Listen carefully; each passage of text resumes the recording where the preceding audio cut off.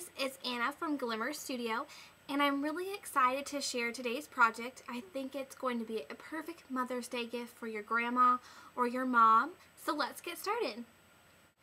The Cricut cartridge that I used to create this mini album is a Walk in My Garden.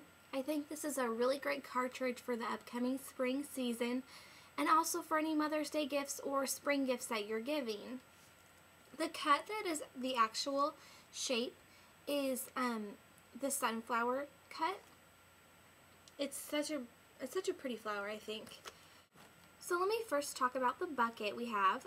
This is just a really cute little bucket. You can get these at a lot of different places.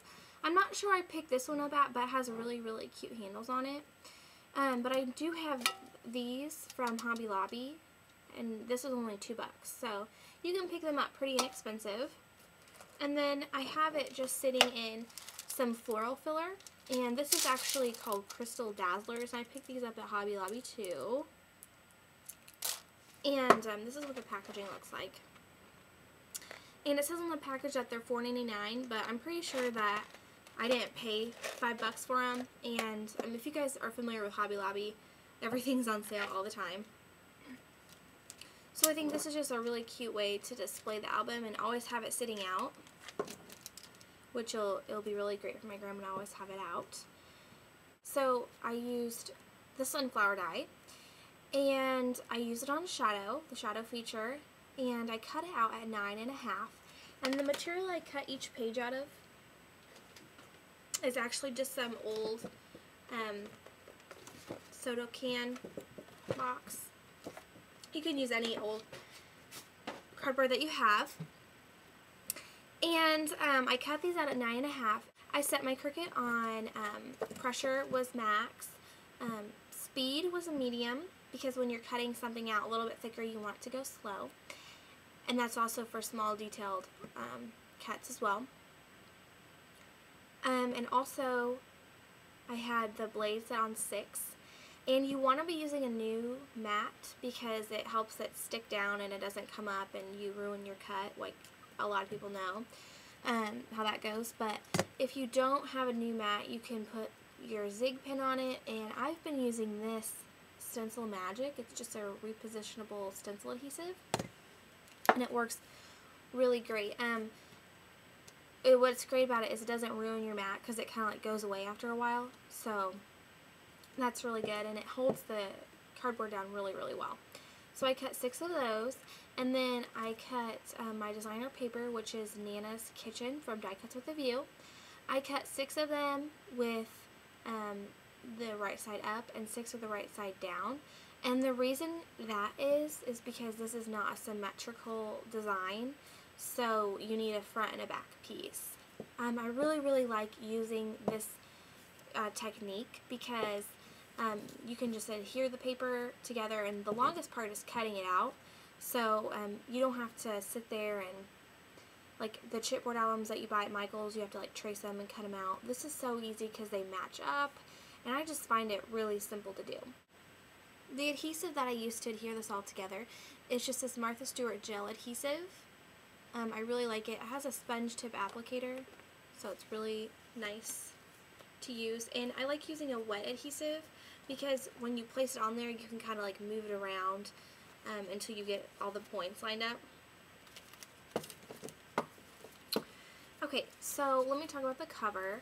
This is just the cut, just the regular sunflower cut, then the circle, and I printed Grandma's Garden on the computer and I cut it out. I did some stamping. This is just a little butterfly with bling on it. I put some leaves from a leaf cut from the cartridge, tied some ribbon, and then each page has a scallop circle on it.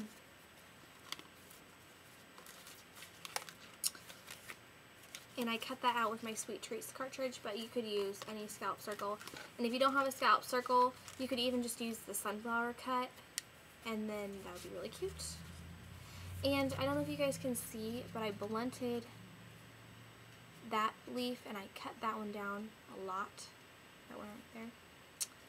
So that one's blunted and that one's cut down a lot. Here, let me do that. Can you guys see that?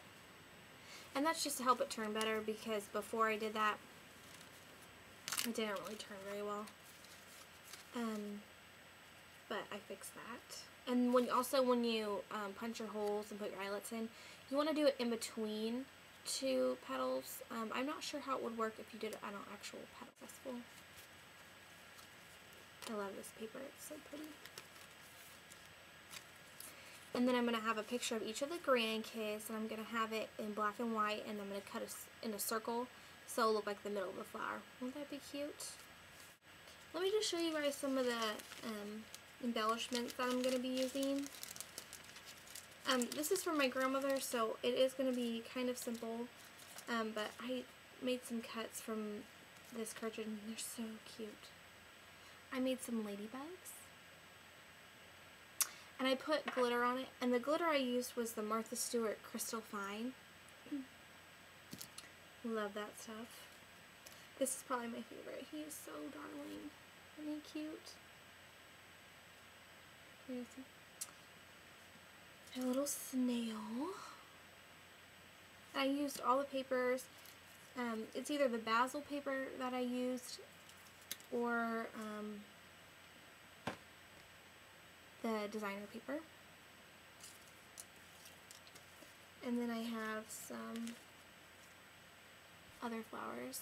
And I made this one to look like the Lollipop Prima flowers. I don't know, I might add some glitter to it. It's kind of plain. So thank you guys for stopping by. If you have any questions, don't hesitate to leave a comment, and I'll do my best to answer them. See you later.